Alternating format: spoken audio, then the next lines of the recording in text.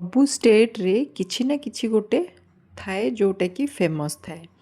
ଆଜି ମୁଁ ଆପଣଙ୍କୁ ବନଉଛି କେରଳର ଗୋଟେ ଫେମସ୍ ରେସିପି ଯେଉଁଟାକି ହେଉଛି ଇଲାଡା।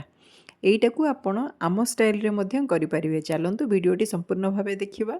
ନମସ୍କାର ଦର୍ଶକ ବନ୍ଧୁ, ମୋ ଚ୍ୟାନେଲକୁ ଅନେକ ଅନେକ ସ୍ୱାଗତ। ପ୍ରଥମେ ମୁଁ ଗୋଟେ ପ୍ୟାନ୍ ବସେଇଛି ଆଉ ସେଥିରେ 1 ଟେବୁଲ ସ୍ପୁନ୍ ଗୁଆ ଘିଅ ଦେଇଛି। ଘିଅ ହାଲକା ଗରମ ହେଲା ପରେ ଗ୍ରେଟ୍ କରିକି ଆପଣ ନଡ଼ିଆ ରଖିଥିଲେ ସେଇଟାକୁ ପକାଇବେ। ଏଇଟା ହେଉଛି କେତେ ନା 1.5 ଗିନା, ମାନେ ଗୋଟେ ଛୋଟ ମିଡ଼ିୟମ୍, ଛୋଟ ତ ହେବନି, ଗୋଟେ ମିଡ଼ିୟମ୍ ସାଇଜ୍ର ନଡ଼ିଆକୁ ମୁଁ କୋରେଇକି ରଖିଥିଲି। ସେଇଟାକୁ ମେଜର୍ କଲେ ହେଉଛି 1.5 ଗିନା। ତାକୁ ପ୍ରଥମେ 1 ମିନିଟ୍ ଯାଏଁ ହାଲକା ଭାଜିଦେବେ। ତାପରେ ଆପଣ ଗୁଡ଼ ଦେବେ। ମୁଁ ନେଇଛି ପାଉଡ଼ର ଗୁଡ଼ ଯେଉଁଟାକି ଅଧା ଗିନା ହେବ। ତ ସେଇଟାକୁ ଦେଇକି ପ୍ରଥମେ ଆପଣ ତାକୁ ଏମିତି ଟିକେ ଭାଜିଦେବେ। ଯଦି ଆପଣ ଏଇଠି ଗୁଡ଼ ଜାଗାରେ ଚିନି ନେବା ପାଇଁ ଚାହୁଁଛନ୍ତି ତାହେଲେ ମଧ୍ୟ ନେଇପାରିବେ, କିନ୍ତୁ କେରଳାରେ ପୁରା ଗୁଡ଼ରେ ହିଁ ବନାଯାଏ। ତ ମୁଁ ଯେହେତୁ ଅଥେଣ୍ଟିକ୍ ୱେରେ ବନାଇବା ପାଇଁ ଚାହୁଁଛି ତ ସେଥିପାଇଁ ଗୁଡ଼ ନେଇଛି। ଆଉ ସେଥିରେ ବାସ୍ନା ପାଇଁ କିଛି ଗୁଜୁରାତିର ଗୁଣ୍ଡ ପକାଇଦେବେ ଆଉ ତାକୁ ଭାଜିବେ ପୁରା ଡ୍ରାଏ ହେଲା ପର୍ଯ୍ୟନ୍ତ। ଦେଖନ୍ତୁ ଏବେ ମୋର ପରଫେକ୍ଟ ବନିଗଲା ଷ୍ଟଫିଂଟା। ତ ତାକୁ ଆପଣ ଥଣ୍ଡା ହେବା ପାଇଁ ସାଇଡ଼୍ କରିକି ରଖିଦେବେ।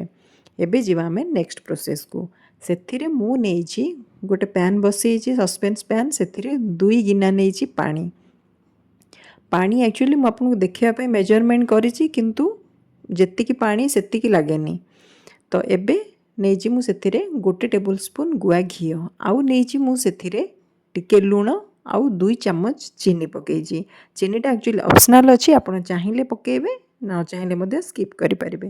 ତ ତାକୁ ଫୁଟାଇବା ପାଇଁ ଟିକେ ସମୟ ଛାଡ଼ିଦେବେ। ଫୁଟିଲା ପରେ ତାକୁ ଗୋଟେ ସାଇଡ଼୍ କରିକି ରଖିଦେବେ, ଟିକେ ହାଲକା ଯେମିତି ଉଷୁମ ଥିବ ଆମେ ବନେଇଲା ବେଳକୁ। ଏବେ ସେଇ ଗିନାରେ ମୁଁ ନେଇଛି 2 ଗିନା ଚାଉଳର ଚୁନା। ଦେଖନ୍ତୁ ଏଇଟା ମୋର ପ୍ୟାକେଟ୍ ଚୁନା, ଘର ଚୁନା ନୁହେଁ। ଆପଣ ଚାହିଁଲେ ଘରେ ଚାଉଳ ବତୁରେଇକି ଗ୍ରାଇଣ୍ଡ କରିକି ସେଇଟାକୁ ମଧ୍ୟ ଚୁନା ଆକାରରେ ନେଇପାରିବେ। ଏଇଟା ମୋର 2 ଗିନା।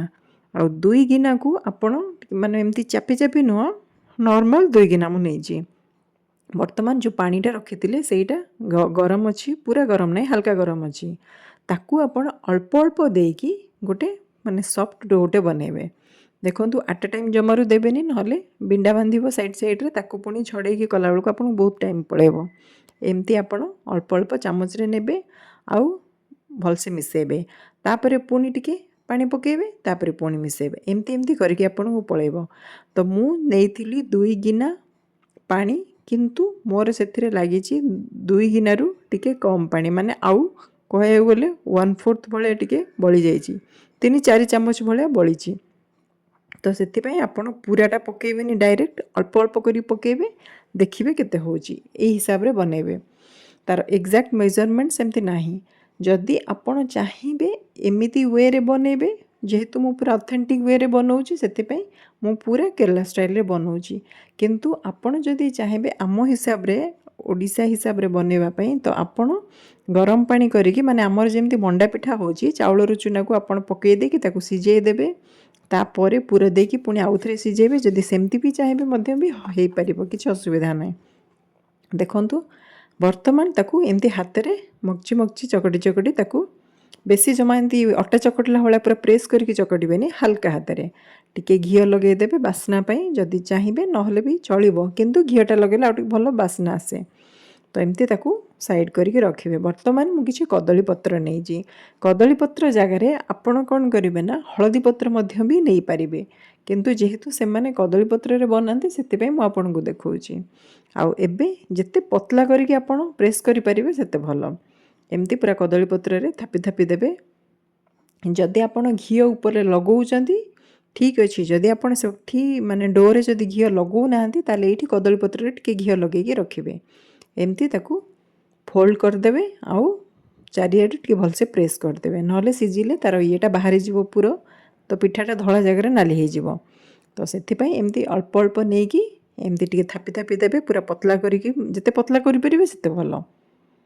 ଦେଖନ୍ତୁ ଏମିତି ପୁରା ପତଲା କରିକି ଚାରିଆଡ଼େ ଥାପିଦେବେ, ତା ଭିତରେ ମଝିରେ ଷ୍ଟଫିଂ ଦେବେ, ଆଉ ତାପରେ ପୁଣି ତାକୁ ଫୋଲ୍ଡ କରିଦେବେ। ଆଉ ଫୋଲ୍ଡ କରିକି ଚାରିପଟୁ ଟିକେ ହାତରେ ଏମିତି ଥାପିଦେବେ ତାକି ସେ ଟାଇଟ୍ ହେଇଯିବ, ଆଉ ମାନେ ପୁରଟା ବାହାରିବାର ଆଉ ଚାନ୍ସ ରହିବନି।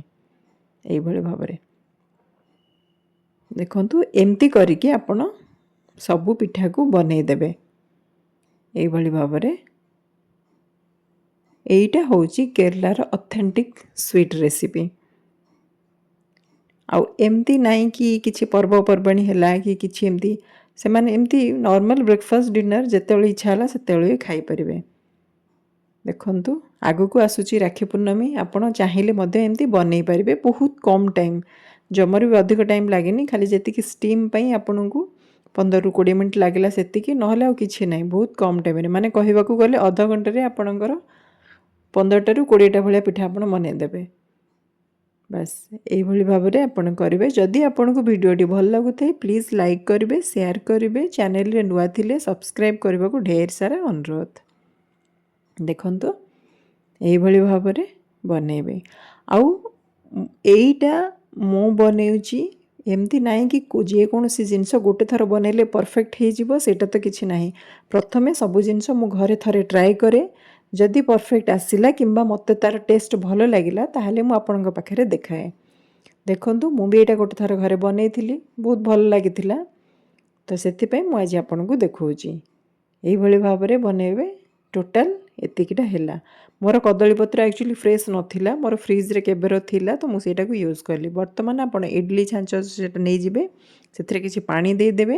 ପାଣି ଫୁଟିଲା ପରେ ଯେଉଁ ଆପଣ ବନେଇକି ରଖିଥିଲେ କଦଳୀପତ୍ରରେ ପିଠାକୁ ତାପରେ ଏମିତି ଗୋଟେ ଗୋଟେ କରିକି ରଖିବେ। ଦେଖନ୍ତୁ ଏଭଳି ଭାବରେ ତାପରେ ରଖିଦେବେ, କିଛି ଅସୁବିଧା ନାହିଁ, ଏମିତି କେହି କାହାକୁ ଲାଗିବେନି। ବାସ୍ ଯଦି ଆପଣ ଏଇଟାକୁ ଚାହୁଁଛନ୍ତି ମାଣ୍ଡିଆରେ ମଧ୍ୟ ବନେଇ ପାରିବେ, ସେମ୍ ପ୍ରୋସିଜର। ଆଉ ତାକୁ 15ରୁ 20 ମିନିଟ୍ ପର୍ଯ୍ୟନ୍ତ ଷ୍ଟିମ୍ ଦେଇଦେବେ। 20 ମିନିଟ୍ ପରେ ଦେଖନ୍ତୁ ବାସ୍ ରେଡ଼ି ହେଇଯାଇଛି। କିନ୍ତୁ ଯେହେତୁ ଏତେ ଗରମ ଅଛି ମୁଁ ହାତରେ ଆପଣଙ୍କୁ ଦେଖେଇ ପାରୁନି, ଧରି ପାରୁନି। ଦେଖନ୍ତୁ ଏଇଭଳି ଭାବରେ ହେବ। ପୁରା ଟେଷ୍ଟ ପୁରା ଆପଣଙ୍କର ମଣ୍ଡା ପିଠା ଭଳିଆ ଲାଗିବ। ଏବେ ଦେଖନ୍ତୁ ଥଣ୍ଡା ହେଇଯାଇଛି, ମୁଁ ଆପଣଙ୍କୁ ହାତରେ କାଢ଼ିକି ଦେଖାଉଛି। କିଛି ପୁର ବାହାରିନି, କିଛି ହେଇନି। ସେଥିପାଇଁ ଆପଣଙ୍କୁ ମୁଁ କହିଥିଲି ନା, ପୁରା ମୁହଁଟାକୁ ଆପଣ ଭଲସେ ବନ୍ଦ କରିଦେବେ। ଦେଖନ୍ତୁ ମୁଁ ଆପଣଙ୍କୁ 3-4ଟା ପିଠା ଦେଖାଉଛି, କିଛି ବି ଫାଟିନି କି କିଛି ହେଇନି। ବାସ୍ ଏଇଭଳି ଭାବରେ ଆପଣ ନିହାତି ଟ୍ରାଏ କରିବେ। ଦେଖା ହେବ ନେକ୍ସଟ ଭିଡ଼ିଓରେ। ରହୁଛି, ନମସ୍କାର, ଜୟ ଜଗନ୍ନାଥ।